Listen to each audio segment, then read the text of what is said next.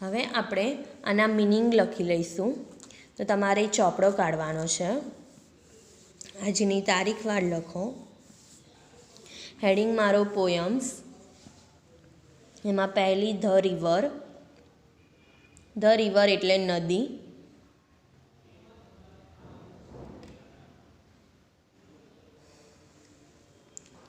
લખો ઉપર meaning. Meaning એટલે શબ્દાર્થ.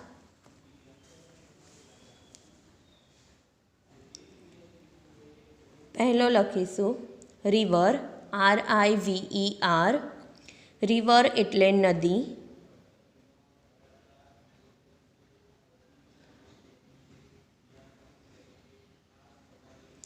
બીજો સ્પાર્કલ. SPARKLE. સ્પાર્કલ એટલે ચમકવું. વે. WAY. વે એટલે રસ્તો, માર્ગ, દિશા.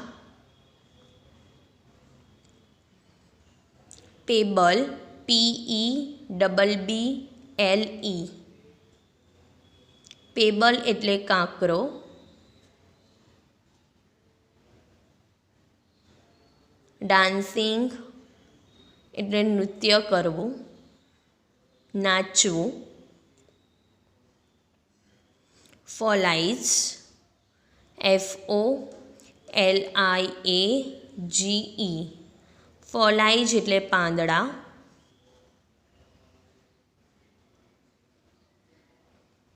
Two glance. TO2 GLANCE. To glance એટલે જોવું. ચાઇલ્ડ. CHILD. ચાઇલ્ડ એટલે બાળક.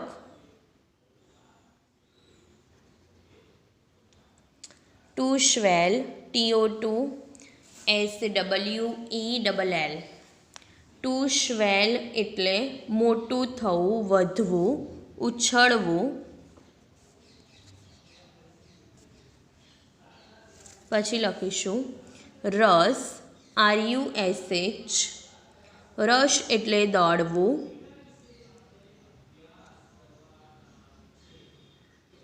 રફ. ROUGH. રફ એટલે ખાડા ટેકરાવાળું.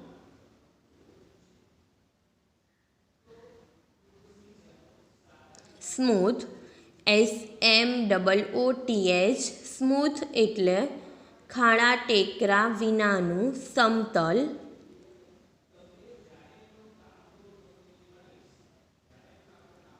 Two brawl. TO2 BRAWL. To brawl એટલે ખળખળ વહેવું. To leap. TO2 LEAP. To leap એટલે કૂદવું. રોક. ROCK. રોક એટલે પથ્થર. બેંક. BANK. બેંક એટલે કિનારો. To sweep. TO2 SWEEP. To sweep એટલે ઝડપથી પસાર થવું.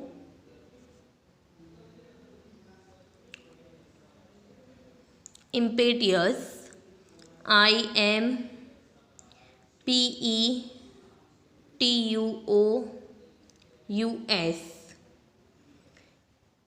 ઇમ્પેટ્યુઅસ એટલે અવિચારીપણે વર્તવું અથવા ઉન્મત્ત.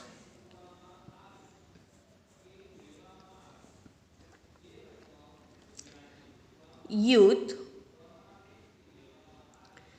YOUTH. યુથ એટલે યુવાન, યૌવન. બ્રીમિંગ. BRIMMING.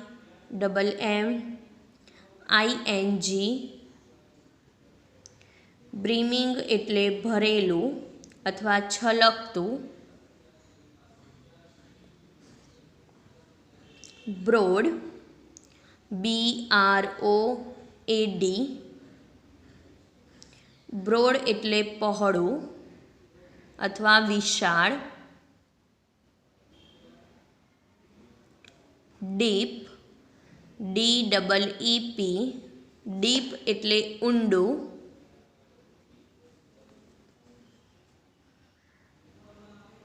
એના પછી સ્ટીલ, STILL, સ્ટીલ એટલે ગતિ વિનાનું, શાંત અથવા સ્થિર.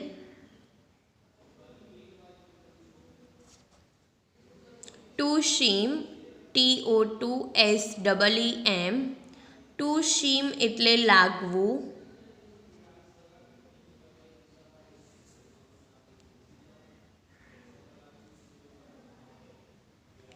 પછી લખીશું in motion, INMOTION, in motion એટલે ગતિમાં.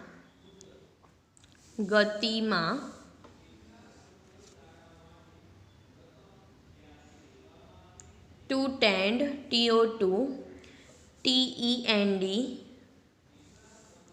ટુ ટેન્ડ એટલે અમુક દિશામાં જવું. ઓનવર્ડ, ONWARD, ઓનવર્ડ એટલે આગળ.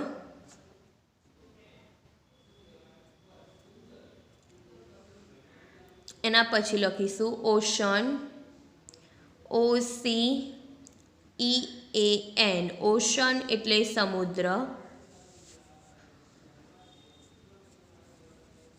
Mortal, MORTAL,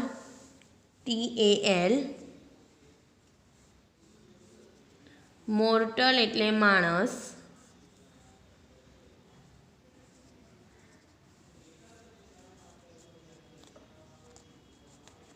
prime, PRIME, prime એટલે શ્રેષ્ઠ ભાગ, શ્રેષ્ઠ સમય.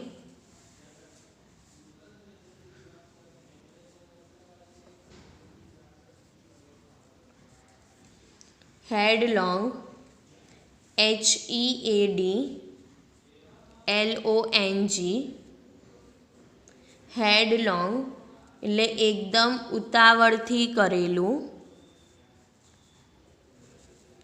અથવા વગર વિચારીએ કરેલું. એના પછી લખીશું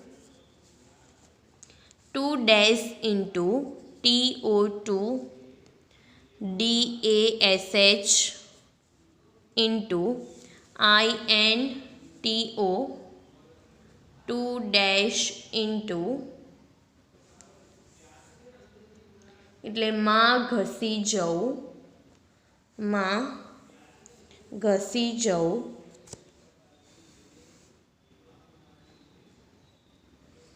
હેથ, HATH, હેથ એટલે હોવું.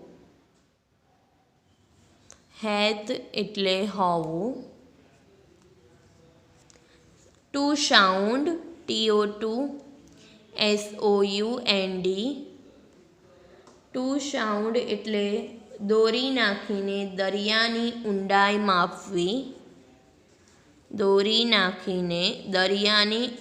માપવી.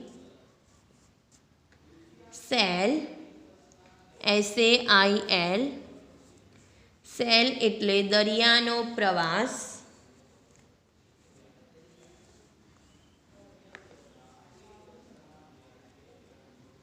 રાઉન્ડ, ROUND,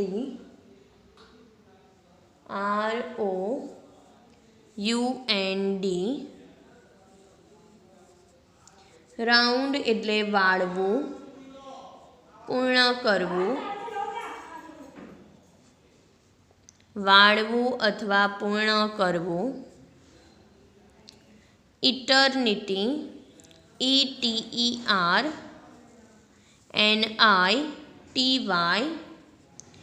ઇટર્નિટી એટલે અનંતકાળ, અનંતકાળ અથવા શાશ્વતી। તો વિદ્યાર્થી મિત્રો મિનિંગ અહીંયા પૂરા થાય છે। હવે આપણે નીચેની કોમ્પ્રિહેન્શન જોઈ લઈએ। તમારે આ મિનિંગ લખીને ગ્લોઝરી લખવાની છે એની અહીંયા આપેલી છે, પછી લખવાનું કોમ્પ્રિહેન્શન। પહેલાં ચોપડીમાં આપણે જોઈ લઈએ, પછી તમે નોટબુકમાં લખજો। પહેલાં ચોપડીમાં ધ્યાન આપી દો। C1 ગીવ ઓપોઝિટ્સ એટલે વિરોધી શબ્દ લખવાના છે, વિરોધી શબ્દ। લાઉડર પહેલું છે LOUDER, લાઉડર એટલે એનું વિરોધી શબ્દ થશે સોફ્ટર, SOFTER, સોફ્ટર।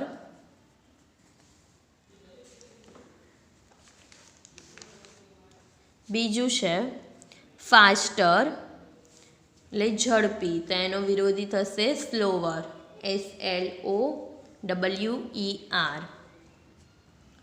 નંબર 3 બ્રોડ, BROAD, બ્રોડનું થશે નેરો, બ્રોડ એટલે પહોળું, નેરો એટલે સાંકડું, NARROW। ડીપ, DEEP, ડીપનું થશે શેલો, SHALLOW, શેલો। વાઇડર, WIDER, વાઇડરનું થશે નેરોવર, NARROWER।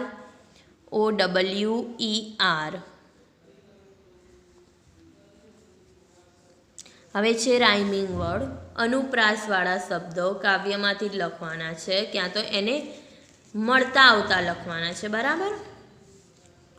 રાઇમિંગ વર્ડ આપણે આગળ જોઈ ગયા, એટલે જે ગુજરાતીમાં એને અનુપ્રાસવાળા શબ્દ કહેવાય। ડાન્સિંગ, ગ્લાન્સિંગ, અને બીજું આપણી રીતે લખવાનું પ્લાન્સિંગ, લખો પ્રાન્સિંગ, PRANCING,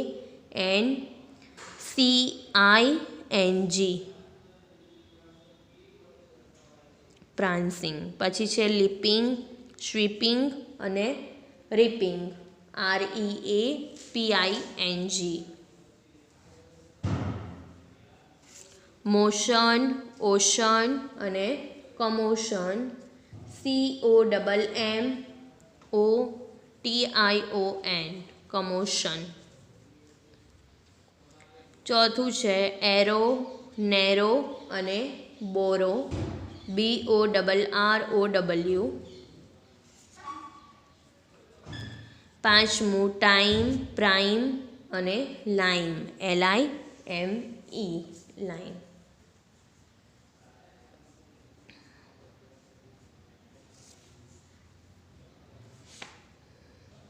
અને લાસ્ટ છે C1 આન્સર ધ ક્વેશ્ચન્સ, એવું લખાઈ દઉં। પહેલો પ્રશ્ન છે what is the destination of the river, કે નદીનું સ્થળ શું છે, તેનું ડેસ્ટિનેશન એટલે તેનું સ્થળ શું છે, તો ધ ઓશન। તો આન્સર આવશે the ocean is the destination of the river.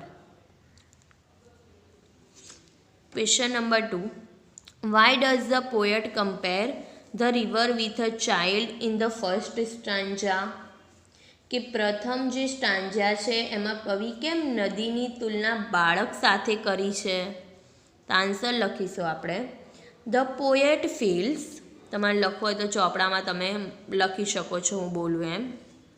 The poet feels, FEELS, feels that like a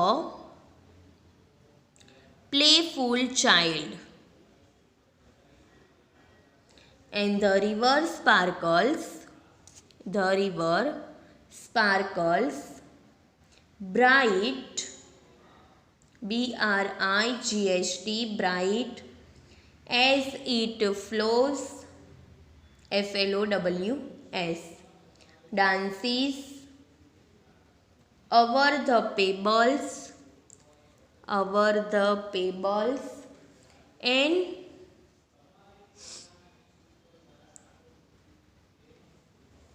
glances, GLANCES,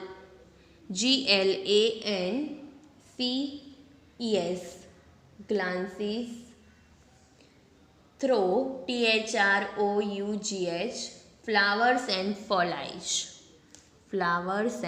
foliage. Number 3 છે describe the movement of the river. નદીની ગતિ વર્ણવવાની છે. તો તેની ગતિ કેવી છે તો આપણે સેકન્ડ પેરેગ્રાફમાં તે જોયું હતું. આપણે લખીશું the river swells and rushes on louder and faster. કેવી છે? લાઉડર એન્ડ ફાસ્ટર, વધુ મોટા અવાજવાળી છે અને ઝડપી છે. પછી લખીશું આગળ it is brawling and leaping over the rocks.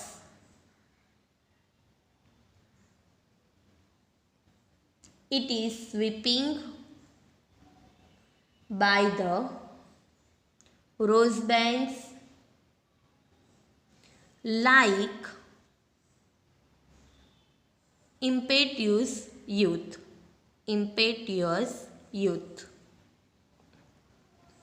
Number 4. Why does the poet compare the sea with eternity? કે શા માટે કવિ શાશ્વત સાથે અનંતકાળ સાથે સમુદ્રની તુલના કરે છે? તો આપણે લાસ્ટ પેરેગ્રાફમાં જોયું હતું. તો લખીશું answer the sea can SEA never be measured MEASURED. It is endless. So the poet compares it with eternity. બરાબર? કારણ કે જે દરિયો હતો એની ઊંડાઈ કે તેનો પ્રવાસ આપણે માપી શકાતો નથી, તેનો એન્ડલેસ નથી. બરાબર? તેથી આપણે તેને આના સાથે તુલના કરવામાં આવી છે એક શાશ્વત સાથે. અને લાસ્ટ ક્વેશ્ચન છે what does the word still means seeming still yet still in motion.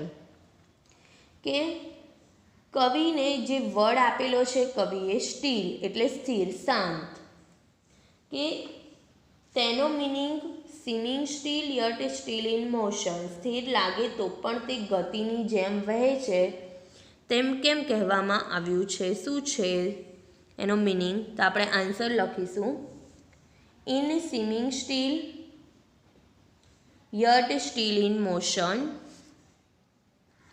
The word still has two meaning. આ બંને જે આપેલું છે એ બંનેમાં સ્ટીલ શબ્દ છે, વર્ડ છે, એનો શું મિનિંગ થાય છે? બરાબર, એવું કીધું છે આ પ્રશ્નમાં. સીમિંગ સ્ટીલ અને યટ સ્ટીલ ઇન મોશન, આ બંનેમાં જે સ્ટીલ છે વપરાયું છે એ સ્ટીલનો મિનિંગ શું થાય છે તે આપણે લખવાનો છે. તો the word still has two meanings, બે મિનિંગ થાય છે. એમાં પહેલું લખીશું 1 નંબર કરીને ઇન સીમિંગ સ્ટીલ. હવે આનો મતલબ પહેલાં લખીશું it means motionless. It means motionless એટલે ગતિહીન. અને આ બીજું yet still in motion means even now એટલે હમણાં જ. બરાબર, આમાં જે સ્ટીલ છે એનું ગતિહીન થાય અને બીજું છે એ હમણાં પણ. વિદ્યાર્થી મિત્રો, તમારે હોમ લર્નિંગ તમને હું આપું છું એ તમારે લખવાનું છે. ગ્લોઝરી લખવાની ચોપડામાં, કોમ્પ્રિહેન્શન, રાઇમિંગ વર્ડ અને આન્સર ધ ક્વેશ્ચન, એટલું તમારું હોમવર્ક.